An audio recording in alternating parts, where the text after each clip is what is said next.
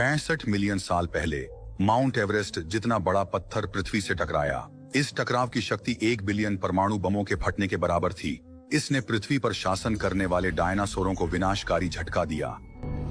प्रभाव के बाद अत्यधिक शक्तिशाली झटके ने पृथ्वी की क्रस्ट को बदल दिया। भूकंप की लहरें कुछ ही मिनटों में पूरे ग्लोब में फैल गईं। महाद्वीप ने इस प्रभाव से कांपना शुरू कर दिया।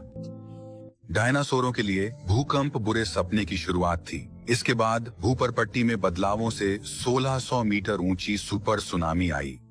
वे 143 किलोमीटर प्रति घंटे की रफ्तार से अमेरिकी महाद्वीप की ओर बढ़े। जहां भी वे गए 30 मीटर ऊंचे और 75 टन वजनी अलामोसॉरस भी इन बाढ़ों में गायब हो गए।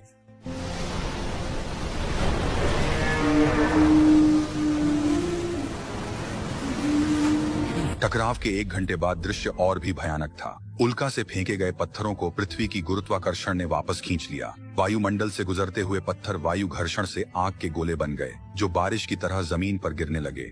इतना ही नहीं, टकराव से हुए विस्फोट ने तापमान को 400 डिग्री तक बढ़ा दिया और आग भी लग गई। बारिश ने पूरी दुनिया को एक विशाल भट्टी में परिवर्तित कर दिया और उस समय डायनासोर ओवन में थे, धीरे धीरे भून रहे थे। प्रभाव के 2 घंटे बाद दम घोंटने वाली धूल ने आधी पृथ्वी को ढक लिया।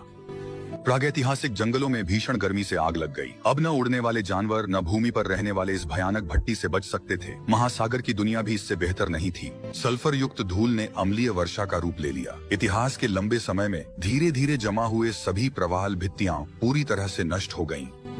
कई समुद्री जीव जैसे महासागर के शासक मोसासौर विलुप्त हो गए। कुछ दिनों में भारी धूल वायुमंडल में घुस गई, जिससे सूर्य की रोशनी रुक गई। पूरी पृथ्वी मौत के सन्नाटे में डूब गई। इस आपदा में 100 मिलियन वर्षों से अधिक समय तक शासन करने वाला डायनासोर युग समाप्त हो गया। लेकिन इस सामूहिक विलुप्ति ने बाद के स्तनपायी युग के तेजी से विकास को प्रेरित किया।